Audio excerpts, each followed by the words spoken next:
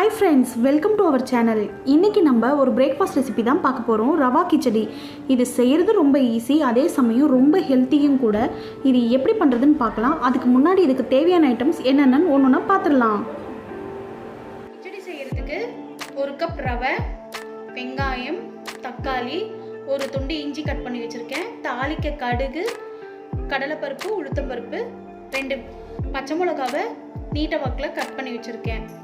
கருவேப்பிலை, கொத்தமல்லி, பெருங்காயத்தூள், தாளிக்க எண்ணெய்,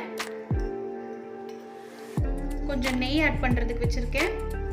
உப்பு, மஞ்சள், மிளகாய்த்தூள், கொஞ்சம் காய் கட் பண்ணி வச்சுருக்கேன். இப்போ வாங்க எப்படி செய்கிறதுன்னு பார்க்கலாம். இப்போ கிச்சடி செய்கிறதுக்கு நம்ம ஸ்டார்ட் பண்ணிடலாம். இப்போ கிச்சடி செய்கிறதுக்கு ஒரு கடாயில் தேவையான அளவுக்கு எண்ணெய் சேர்த்துட்டு எண்ணெய் நல்லா சூடாகட்டும். சூடானதுக்கப்புறம் நம்ம இதில் 1 ஸ்பூன் கடுகு சேர்த்துடலாம்.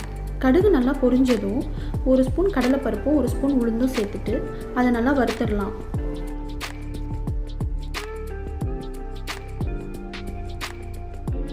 இப்போ நம்ம கருவேப்பிலையை சேர்த்துட்டு கட் பண்ணி வச்சிருக்கிற இஞ்சியும் பச்சை மிளகாவையும் சேர்த்துட்டு நல்லா வதக்கிடலாம்.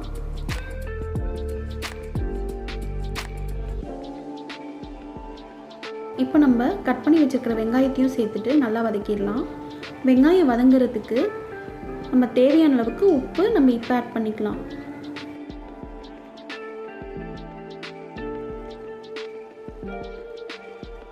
உப்பு சேர்த்துட்டு வெங்காயத்தை நல்லா வதக்கிட்டு அப்புறம் நம்ம தக்காளியையும் சேர்த்துடலாம். தக்காளியை நல்லா வதக்கிடலாம். தக்காளி வதங்கினதுக்கப்புறம் நம்ம கட் பண்ணி வச்சுருக்கிற காயை இதில் சேர்த்துடலாம். நான் பீன்ஸ், கேரட், உருளைக்கிழங்கு எடுத்து வச்சுருக்கேன். உங்களுக்கு பட்டாணி இருந்தால் அதையும் சேர்த்துக்கலாம், ரொம்பவே நல்லது தான். எனக்கு இன்றைக்கி பட்டாணி கிடைக்கல, அதனால் நான் சேர்க்கல. உங்களுக்கு இருந்தால் நீங்கள் ஆட் பண்ணிக்கோங்க. இப்போ காய் சேர்த்துட்டு கொஞ்சம் நேரம் வதங்கட்டும். காய் நல்லா எண்ணெயில் வதங்கினதுக்கப்புறம் நம்ம தேவையான அளவுக்கு உப்பு, காரம், மஞ்சத்தூள் எல்லாத்தையுமே சேர்த்துடலாம்.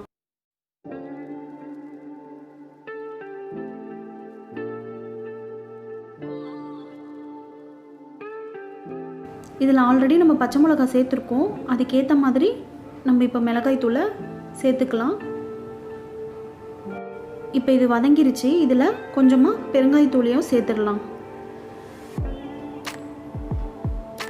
பெருங்காயத்தூள் சேர்த்துட்டு நல்லா வதக்கிட்டு தேவையான அளவுக்கு தண்ணி ஊற்றிடலாம். 1 டம்ளர் ரவைக்கு 2 டம்ளர் அளவுக்கு தண்ணி ஊற்றணும். இப்போ தண்ணி சேர்த்துட்டு நம்ம காய் வேகிறதுக்கு மூடி போட்டு வேக வச்சிடலாம். இந்த ஸ்டேஜில் உப்பு செக் பண்ணிடுங்க. எனக்கு உப்பு பத்தலை, நான் உப்பு சேர்த்துக்கிறேன். வாங்க இப்போ காய் வேக வச்சிடலாம். இப்போ பாருங்கள், நமக்கு காய் வெந்துருச்சு. இந்த அளவுக்கு வெந்தால் போதும். இப்போ நம்ம இதில் ரவையை ஆட் பண்ணிடலாம். நான் ஆல்ரெடி ரவையை வறுத்து வச்சுருக்கேன். இந்த மாதிரி கிளறிட்டே கொஞ்சம் கொஞ்சமாக நம்ம ரவையை சேர்த்துட்டு கிளறிட்டே இருக்கணும். ரவை போடும்போது நல்லா கிளறிட்டே இருக்கணும், இல்லைன்னா ரவை அங்கங்கே கெட்டி தட்டிடும். அதனால் கைவிடாமல் கிளறிடுங்க. இப்போ நம்ம எல்லா ரவையும் சேர்த்துட்டோம். நல்லா கிளறி விட்டுட்டு தேவையான அளவுக்கு நெய்யை சேர்த்துடலாம். நான் 1 ஸ்பூன் நெய் ஆட் பண்ண போகிறேன். உங்களுக்கு எவ்வளோ வேணுமோ அவ்வளோ சேர்த்துக்கோங்க. நெய் சேர்த்துட்டு ஒரு மூடி போட்டு மூடி வச்சுட்டு ஒரு 3 நிமிஷம் வேகட்டும் ரவை.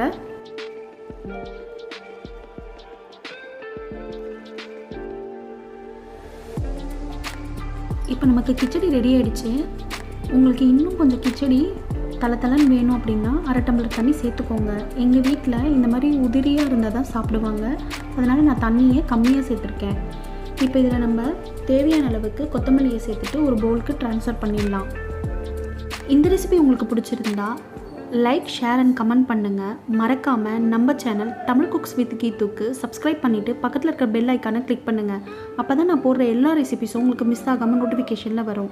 தேங்க்ஸ் ஃபார் வாட்சிங்.